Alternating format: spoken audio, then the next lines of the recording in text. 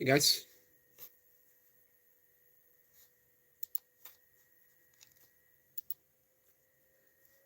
welcome in.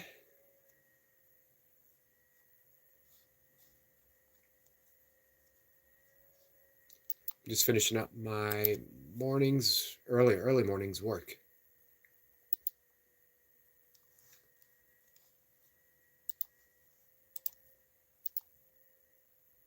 Hey, keep life simple. How are you, my friend?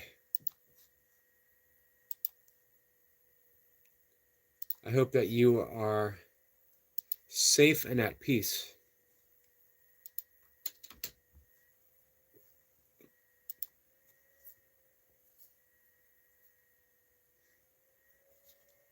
Just about finished up.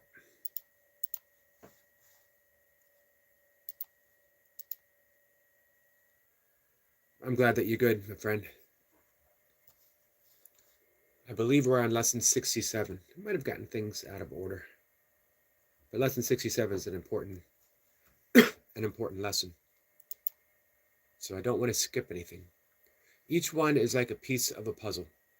I also want to talk about the simplicity, ultimately, of what we're doing.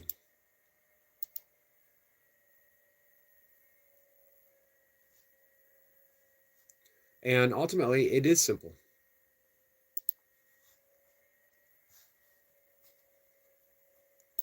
It might not seem simple yet, but it will.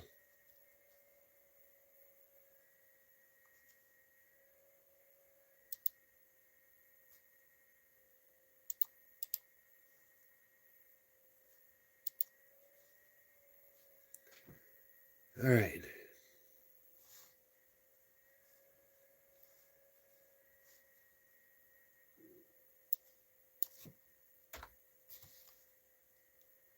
I know I'm off to a slow start.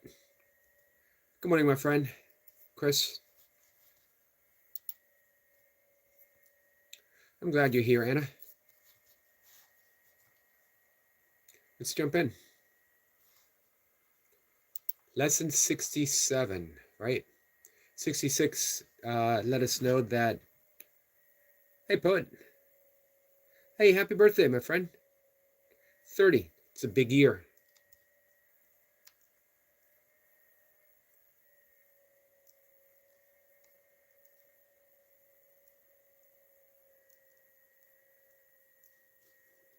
I remember turning 30.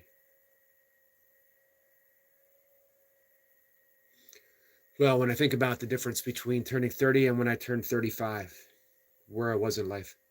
30, I was very much into being heavy and lifting heavy and eating a lot.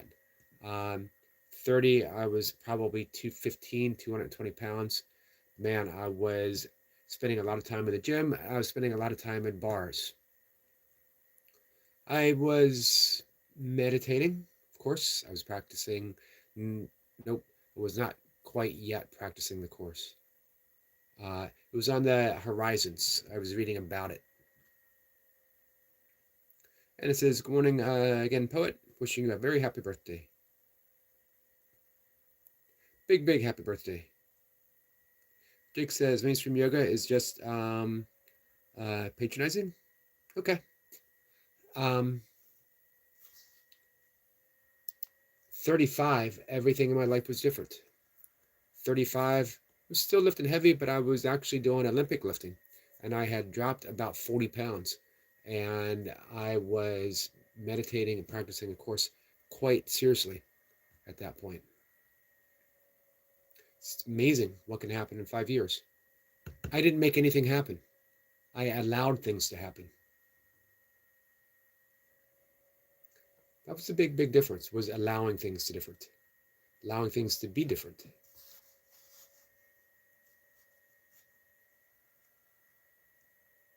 I'm in a no-bake Rocky Road cheesecake for my birthday. Awesome. That sounds really good. No-bake. Means it must have been pretty simple, right? I would imagine. All right. So we'll talk about the simplicity of the path. I wrote about it this morning. And then we are also going to Right now, I'm going to lesson 67. If you remember 66, let's backtrack a little bit. After our review, after the first 50 lessons, where the majority of them were a path of negation, things were being dropped, our identity, our relation to a particular thought system and identity, all those were starting to have little cracks showing, right?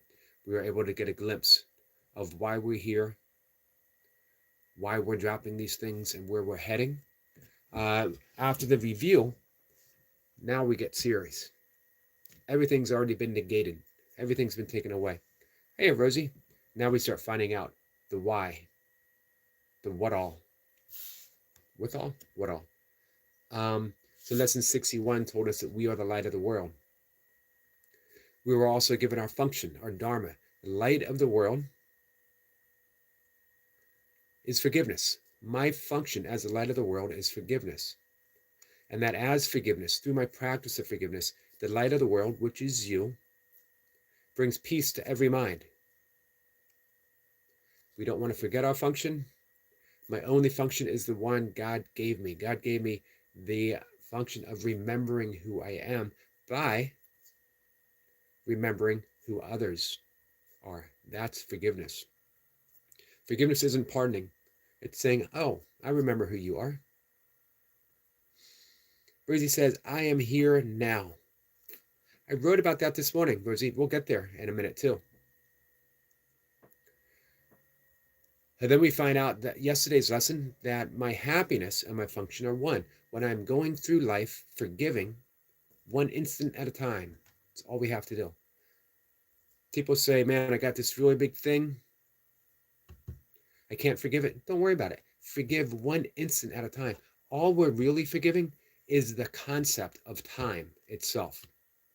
Course in Miracles calls time a vast illusion. And it really is. There's no such thing as time. Can you put your finger on yesterday? You can have thoughts about yesterday. You can have memories. Memories are just a thought. You can even hold up a scar or hold up something and say, I bought this yesterday. Yesterday doesn't exist. You have thoughts on the book you're holding up now. You can look at a scar, emotional or physical. But when are you seeing it? Every story is a story of the past. Every memory is a story of the past. I'm not saying that they can't be of service. They certainly can. But you don't want to reside there because you're residing in an illusion. So now we get there, finally. 67. Today, love created me like itself. Love, synonymous with God. God created me like itself. God created me like himself. God created me like herself. Hey, Lady Sky. Love created me like itself. If you have been created like love, guess what that makes you? It makes you love. It gives you your function. Your function, your only function is to love without exclusion. If you show up, I love you. If you don't show up, I love you. I love you. I love you. I love you. My function is to recognize love. Forgiveness is the vehicle, the tool, for us to recognize the presence of love in every moment. Because I am forgiving the illusion that there's anything outside of love. Today's idea is a complete and accurate statement of what you are. This is why you are the light of the world. This is why God appointed you as the world's savior. This is why the Son of God looks to you for his salvation. He is saved by what you are. We will make every effort today to reach this truth about you and to realize fully, if only for a moment, that it is true. In the longer practice period, we will think about your reality and its wholly unchanged and unchangeable nature. We will begin by repeating this truth about you and then spend a few minutes by adding some relevant thoughts, such as, holiness created me holy. Kindness created me kind. Helpfulness created me helpful. Perfection created me perfect. Any attribute which is in accord with God as he defines himself is appropriate for use. We are trying today to undo your decision of God and replace it with His own. We are trying today to undo your definition of God and replace it with His own. We are also trying to emphasize that you are part of His definition of Himself. After you've gone over several such related thoughts, try to let all thoughts drop away for a brief preparatory interval. Then try to reach past all your images and preconceptions about yourself to the truth in you. If love created you like itself, this self, capital S, must be in you. And somewhere in your mind, it is there for you to find. You may find it necessary to repeat the idea for today from time to time to replace distracting thoughts. You may find that this is not sufficient and you need to continue adding other thoughts related to the truth about yourself. Yet perhaps you will succeed in going past that and through the interval of thoughtlessness to the awareness of a blazing light in which you recognize yourself as love created you. Be confident that you will do much today to bring that awareness near, whether you feel you have succeeded or not. It will be particularly helpful today to practice the idea for the day as often as you can. You need to hear the truth about yourself as frequently as possible because your mind is so preoccupied with false images.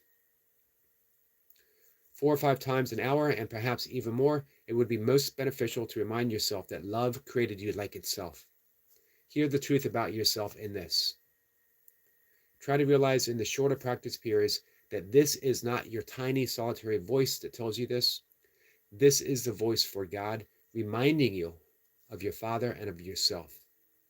This is a voice of truth, replacing everything that the ego tells you about yourself with a simple truth about the Son of God, the daughter of God. You were created by love like itself. So, the practice.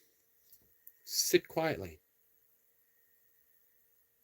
Remind yourself that opening statement, love created me like itself. Repeat it a few times, slowly, letting it sink in. It's more of a remembrance than anything else. And then add any relevant thought. Pick an attribute of God. Forgiveness created me like itself. Freedom created me free. Love created me as love. Holiness created me as holy. Don't rush the thoughts. Let them come to you. And each time one comes to you, let it go. Sink a little deeper to that ever-present silence between every thought, between every phrase, between every word. And just sit. All right. Let me dive in the chat, and then I'm going to read what I wrote. In honor of, I should have did this before, in honor of our friend poet and his happy birthday, let's give him a blue suit. Let's mod him up. Hey, Jake. Oops, I already read that.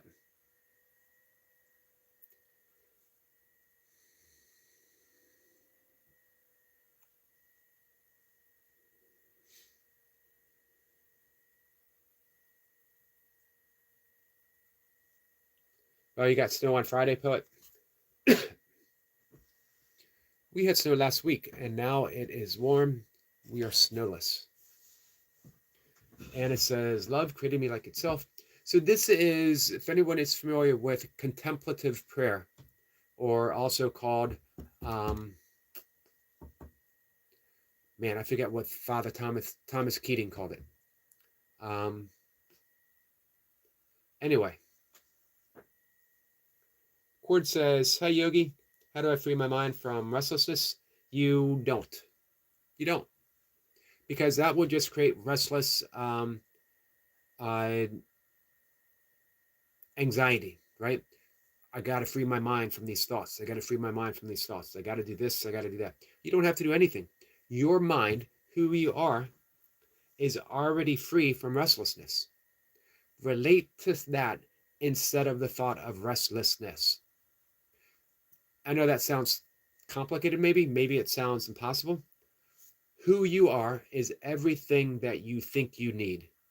Who you are right now is everything that you think you need. Sometimes restlessness serves a purpose. Whatever you experience, whatever you're experiencing, experience fully. Examine it. There's a great mindfulness meditation by Tara Brach. Tara Brach is the author of Radical Self-Acceptance, Radical Acceptance. A couple other books that are, got them on the back shelf. I can't think of the title. She has a insight meditation, a Buddhist teaching school, not far from me.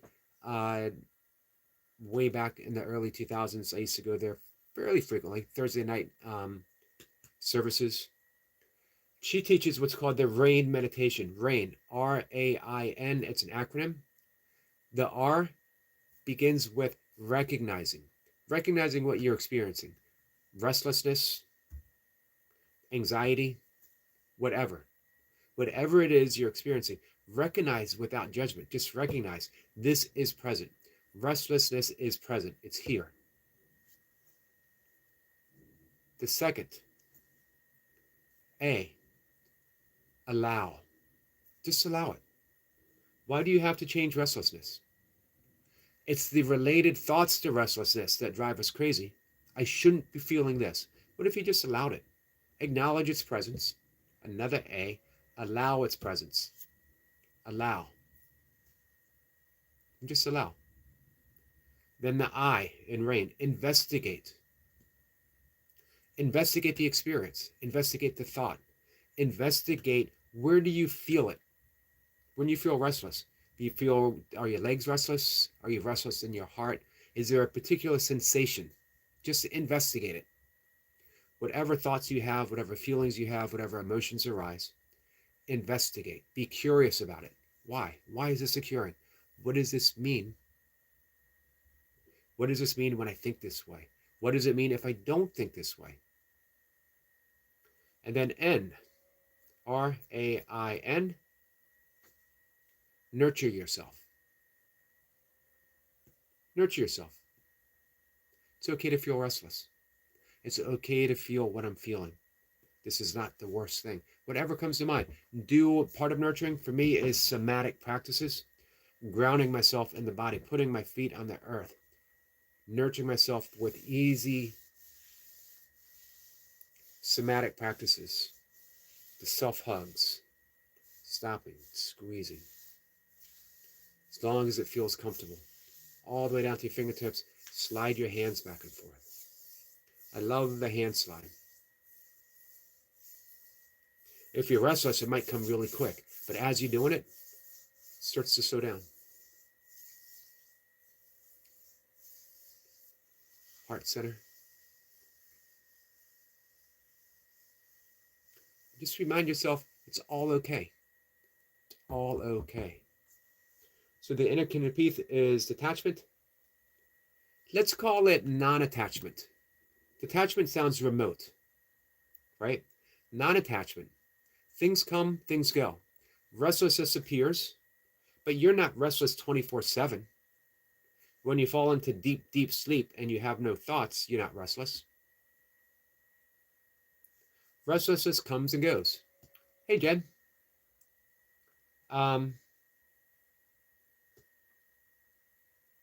Hey, Laura. Sorry, I'm getting my names confused. Rosie says, I feel alive and had the best time in Cast Live, but I still need help with panic attacks and my anxiety. But so far today, I felt happy. I love that you're happy, Rosie. Ken has that effect.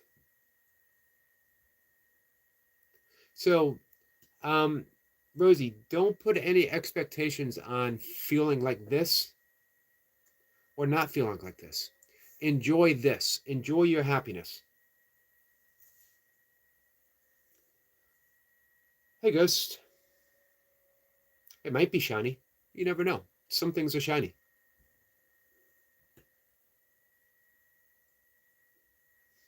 Haim says, punching a rabbit while we wait with bated breath. Leaf letters, feed. Why would you punch a rabbit? It's time rabbits stood up for themselves. What are you going to do if all the rabbits decide, I've had enough of this? We're taking back what's ours. what's ours. Hey, Wassa. I'm watching you on my phone and Kat on my laptop. She gets the big screen, huh? I don't blame you. Anna says, I'm so happy for you, Rosie. All right. Let me go with my writing. Oops, I haven't even put my watch on yet. Not in quite as much of a hurry today. The sun will not come up for an extra hour this morning, unfortunately.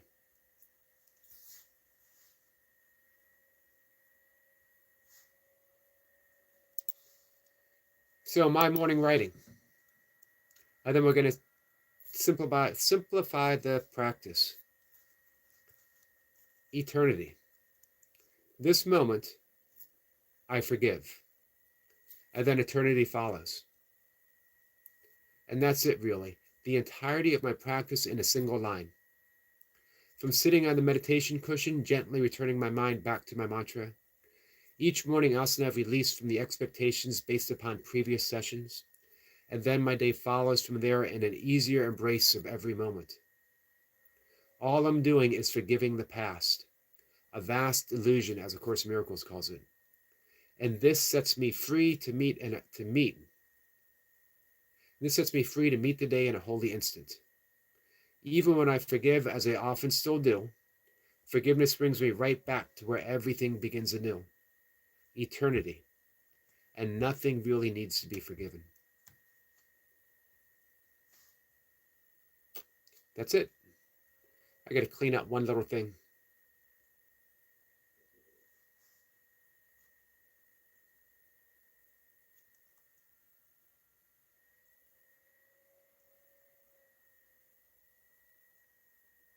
One little thing needs to be fixed. Often when I read it out loud, I catch those little mistakes I made. Hey, Stinkbug. Cord says, what do you think of ACT therapy? I don't know anything about ACT therapy, my friend. How you doing, Stinkbug? Rosie says, thanks, Anna. Hopefully I can continue to heal and not hurt. We're with you, Rosie. Whatever you need, my friend.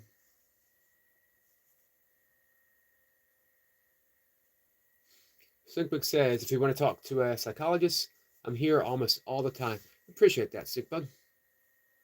Wonderbucker says, ever read Death in the Arctic by Robert Service? It rocked me as a kid reading it. I haven't. Sounds interesting, though.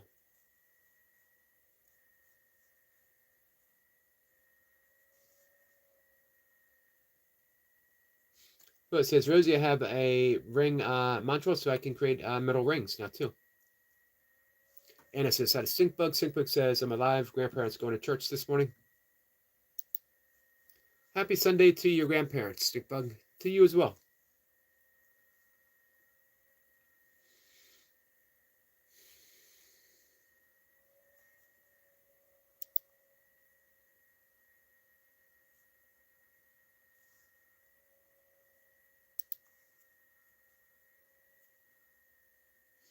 From Heim says, with all those books behind you, I'm surprised you don't recognize half a stanza. Well, that would be maybe a different book than what I have behind me.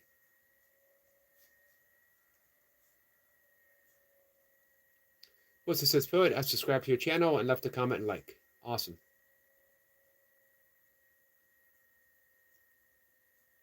The poem called Death in Arctic, it's not a book. I should have mentioned that. Gotcha. I'll look for it. I appreciate you bringing it to my attention.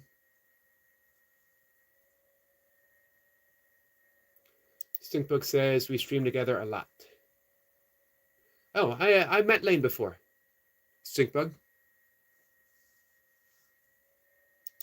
She pops in every once in a great while. I think it's been a bit. Hey, tell her I said hi. Poet says, thank you so much, Wassa. Hey guys, big celebration today for Poet's 30th birthday.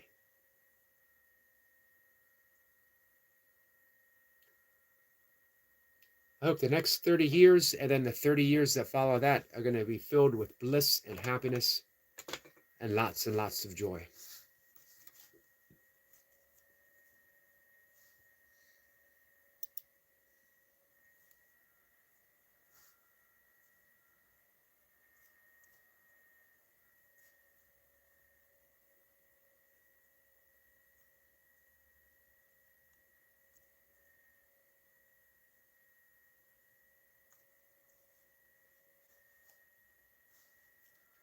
All right, in just a minute, guys, we'll pack it up.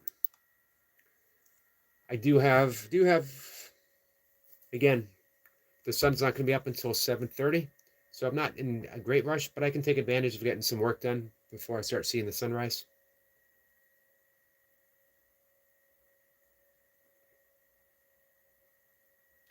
Sinkwick says she knows you. I just think you'd like to talk to her. There's a weird drama, but she's the best girl in the world. Makes me happy every day. Hey, Sinkbug, that's the important thing. Not the weird drama, not anything that might have come before. The fact that she makes you happy each day. The fact that you're happy each day. What's this? Says, wait, I'm getting confused. What are you confused about, Wasa? Post says, thank you so much for the wishes, Yogi. You're welcome, my friend. What's it says? Holy crud, you're nearly done? Thought you'd just begun. How long have I been live? Almost half an hour. I got a guest this afternoon. Myron Jones. Myron Jones is a she's a minister. Pathway of Light. She has been practicing the Course in Miracles for over 40 some years. She wants to talk about, get ready, spooky, dark sentinels. The dark sentinels. Not as spooky as it sounds. We have created the dark sentinels to protect the false belief of who we are. They're not really spooky. They don't even really exist. And when we see they consist of our judgments, our resentments, our grievances, these are the things that we put in place to protect all of those things that we cherish. We cherish our grievances. We cherish our resentment because we believe that they defined us. You did this to me, and I will never forget that. I stand vigilant at my mind to keep you from ever entering my heart again. Sentinels, standing guard. What we want to do, let them go. We don't need it. When you stand in the present moment, guess what you have? Freedom, liberation. The mind's going to wander. It's going to tell a story. It's going to take you to the past. It's going to project in the future. And yet, you, your essence, your one and true eternal self, the selfless self, is always here in this present moment. So let your mind wander. Let your mind do what the mind does and then bring it back. Let it come back. And be happy.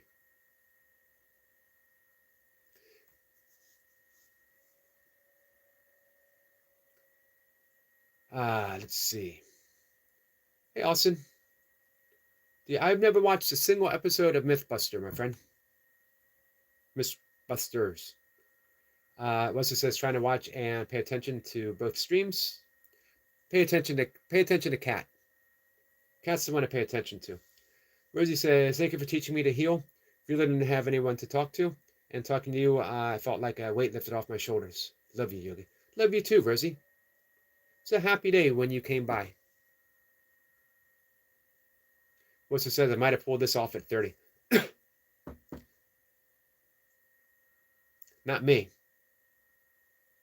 What's it says? Well, the baby boomers. Hey, I'm Generation X.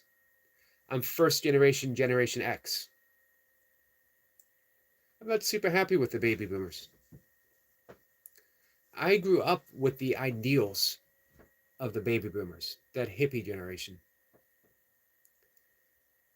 That they really stood for something. And then I watched their slow and sad decline in all the previous stuff. Even worse. Because when you have those high ideals, when you're literally singing, this is the dawning of the age of Aquarius, and let the sunshine in. When you're singing a song, I'd love to feed the world, but I don't know what to do. When you are literally dancing in the street. And then throw it all away. Nah, I'd rather have money.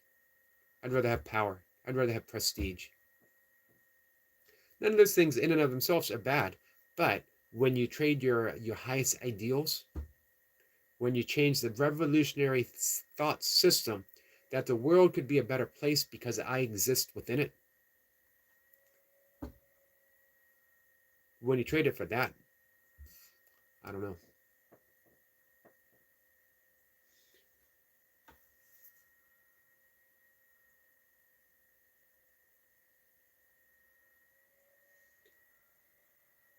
Hey, Wonder Bucket. Rosie says, I'm still trying to heal from everything, but so far today, it's my healing journey. It felt so nice to laugh again. Laughter is key. Here's the metaphysics of A Course in Miracles in a nutshell. I don't know what kind of nut, but it's a nutshell. Into the ever-present eternal moment, eternity itself, resting in the singular mind of God, nothing outside the mind of God. We were thoughts within the mind of God, quiet, creative, loving. Love created me as itself. Into that mind, there crept a tiny mad idea in which we remembered not to laugh. That tiny mad idea was, what would it be like if we were our own creators? What would it be like if we created a universe separate from the source itself? What would it be like if we existed apart from each other? What would it be like to experience duality? I, me, mine, you, she, he, it, they, them.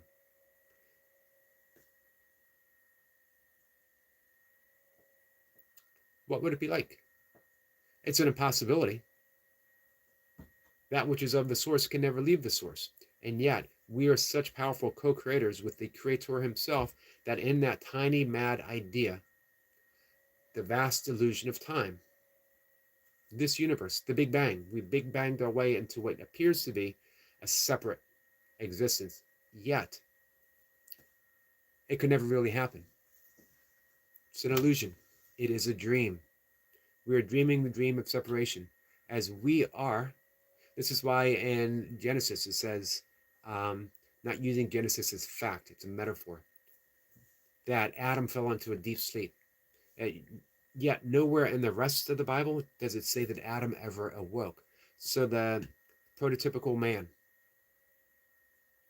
the little self, fell asleep within the garden and dreamed, and continues to dream, that he was cast out, that he's still asleep within the garden. Our job is to wake up. Hey, Anthony. Our job is to wake up.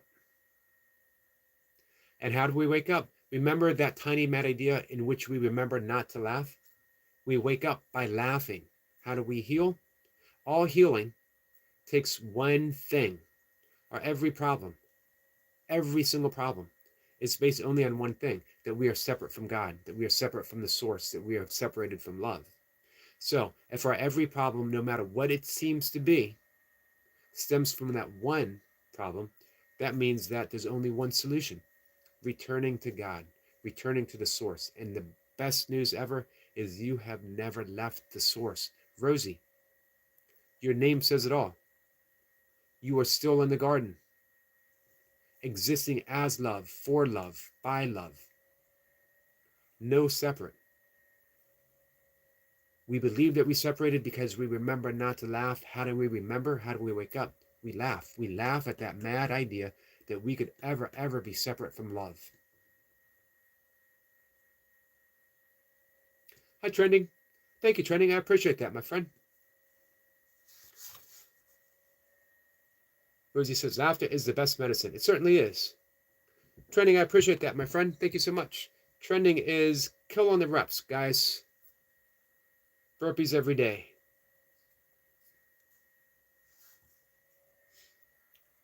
Tim Beck says, my few cents, contemplate truth, beauty, goodness, justice, art, geometry, science. Nice, Tim. I like that. What's this, Yogi? I heard someone make an interesting case earlier for it being unfounded arrogance for us to imagine that we're truly a piece, a part of God ourselves. Have you heard that before? What do you say so? I say that the arrogance is that we could ever be separate from the source itself. Are you separate from any other cell in your body? Are you separate from the molecules that make up your body? Are you separate from the atoms that make up those molecules? Are you separate from the subatomic particles that make up those atoms? Are you separated from the subatomics particles? What are you ever separate from? Their arrogance is believing that we are this entity standing up, our chests thrust out and our fists angrily clenched and shaking at the sky, and saying, I exist alone and separate from the source. Man, that's arrogance. Knowing that we are not even one with everything, that we are just everything.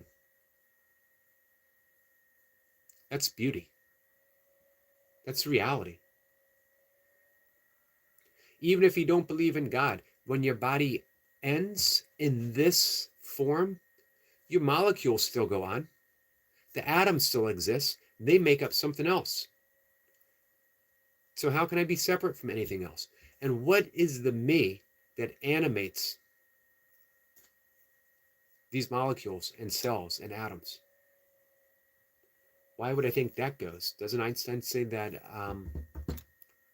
energy cannot be created nor destroyed?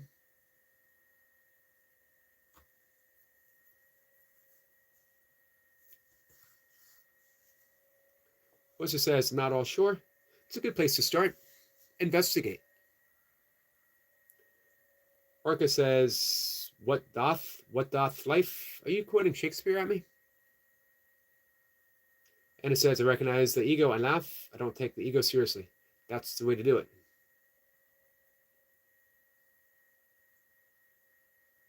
Well, thank you for that. Not 1 inch. Seriously, not 1 inch. Not 1 inch and a quarter. Not 1 inch and a half. You sure? Not 1 inch. How about like a millimeter? Smaller than 1 inch. Hey, Marlon. I'm not an hour earlier. I'm the same as always. I stand here, timeless, eternal. And people keep mucking up my timeline, man. Rosie says, when you guys mean ego, what do you mean? All right, that's an excellent question. Ego, as defined by spiritual traditions, as defined by A Course in Miracles, is the false belief that we are the thoughts, that we are our beliefs, that we are the concepts that we've created about ourselves. Ego is a collection of all of our attachments, all of our aversions, all of our fears, all of the thoughts that we are this small, bodily encapsulated thing, that we are the thinker of our thoughts.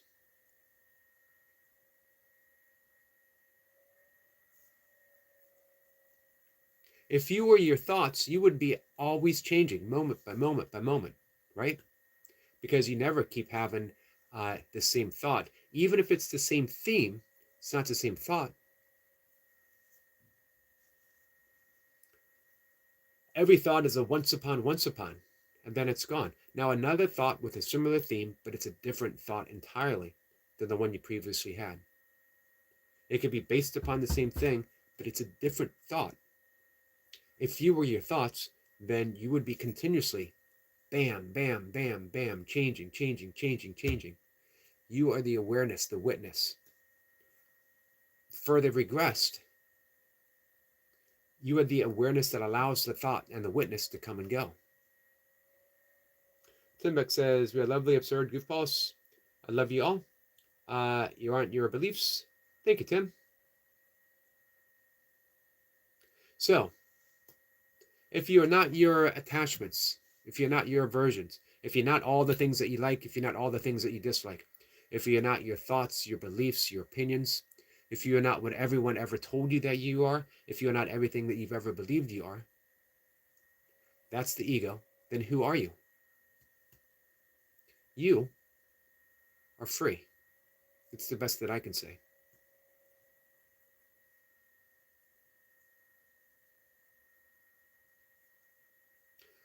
A once upon, my friend Robert Saltzman is where I first heard that from. Each moment is a once upon. This, right now. Think about that. This, whatever's occurring right now, never going to happen again like this.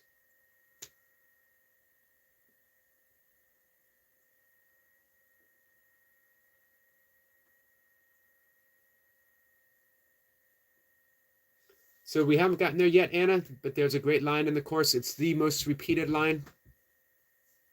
I am not a body, I am free, for I am still as God created me.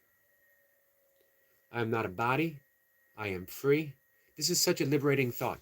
Our great teacher, David Fishman, Dove Fishman, keeps urging me to meditate on those lines.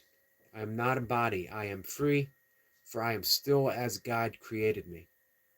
I am not a body. That does not mean that a body that hosts the presence that seems to be Eric isn't here. I am, those words, I am, when Moses stood before the bush and asked, who is it that I should say I was speaking to? And the voice from the burning bush said, I am that I am. I am, be still and know that I am. The great psalm. The eternal play of the breath, the mantra. So as we breathe in, hum as we breathe out. I am. Ah, some.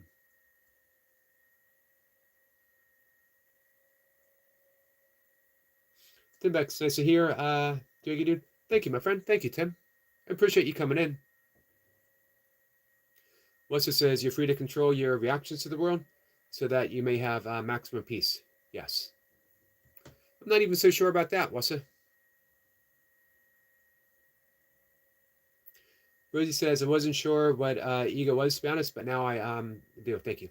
The ego is based upon fear. It always needs to defend itself. It's not good nor bad. It just doesn't exist. It's not real. So we don't go to battle. We're not suiting up. We're not jousting with the ego. We're not trying to make it a thing that we need to fight or diminish or make disappear. Don't need to do anything. Just be aware of it. And the great question, do you want to be host to God? Meaning, are you using this body, your mind, to host God? God being synonymous with love. So if you don't like the word God, use the word love. Use the word peace. Use the universe. Whatever works. Do you want to be host to God, host to love, or hostage to the ego? Going through life demanding and demanding and demanding. You must meet my every need. You must make me happy. You must never make me upset or angry or whatever. That is a tough way to go through life. Bridge says, define ego, just did. I'd rather not do it again, to be honest, because we're going to head out in just a minute. If you want to reveal, it's like 5 minutes ago.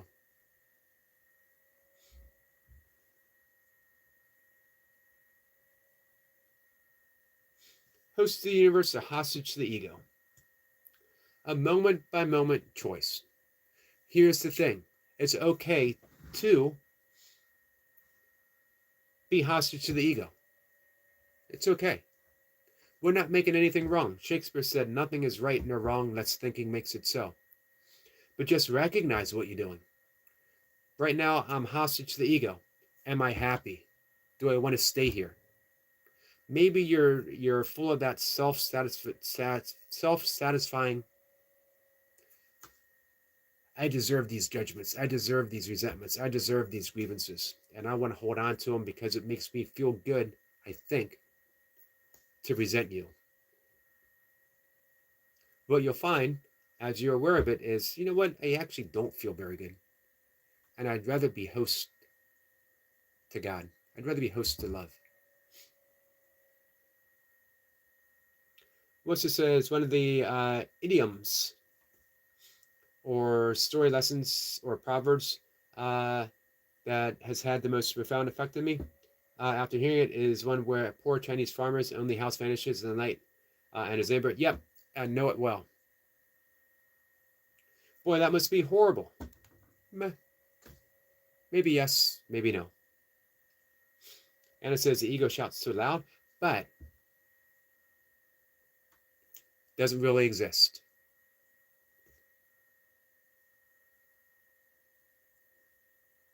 It shouts so loud because it needs to be noticed. The art of meditation is returning back to silence, back to silence, back to silence. As you sit and meditate, the ego shouts. All those thoughts come rushing forward. The ego hates a void, because in the void, it disappears. It's the space between the notes that make a song. So falling into that space, the ego no longer hears itself scream, no longer hears itself sing.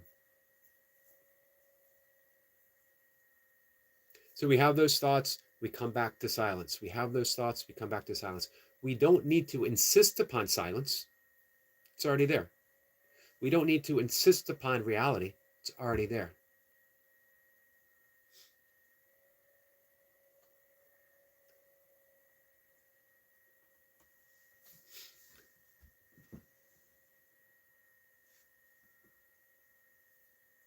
Yep, I know it was a... But thanks for bringing it up. How is it being noticed? The ego? It's noticed because we insist upon it. We believe, because we never been taught otherwise, that this is who we are.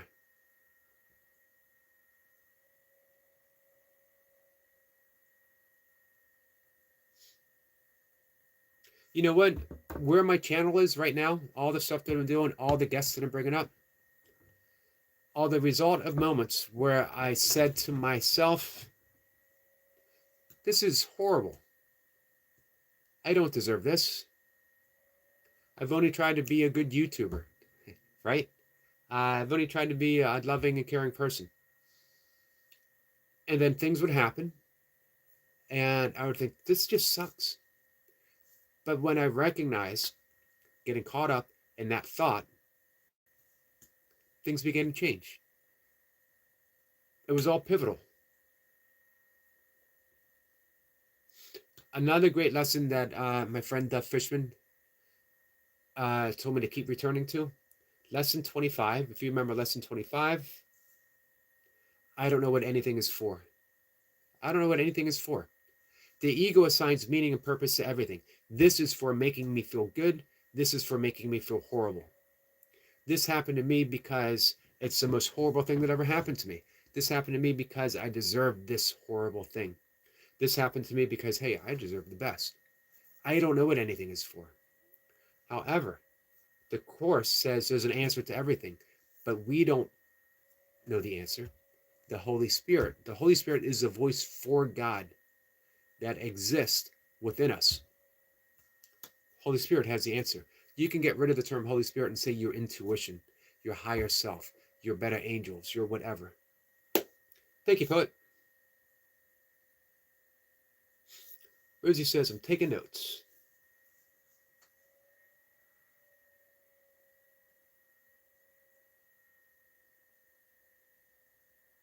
All right, guys, let me head out. I will see everyone. I'm looking for the sun. It's still an hour and a half away.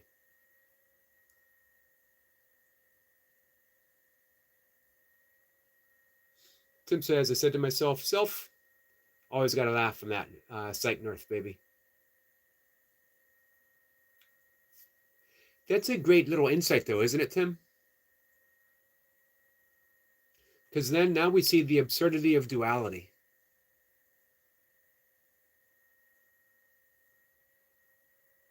Hey, Todd. Todd, you have a good day too, my friend. You're welcome, Anna. Rosie says, love you guys. Thank you, Yogi, for everything. Thank you, Rosie.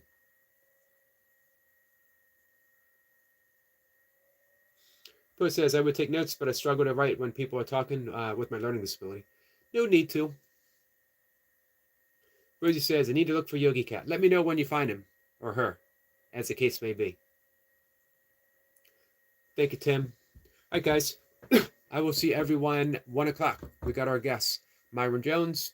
Again, she's a minister at the Pathway of Light. Long time student of Course in Miracles. If you're interested in the ego, we're going to hear what she has to say. All right. Love you guys. Hey, poet.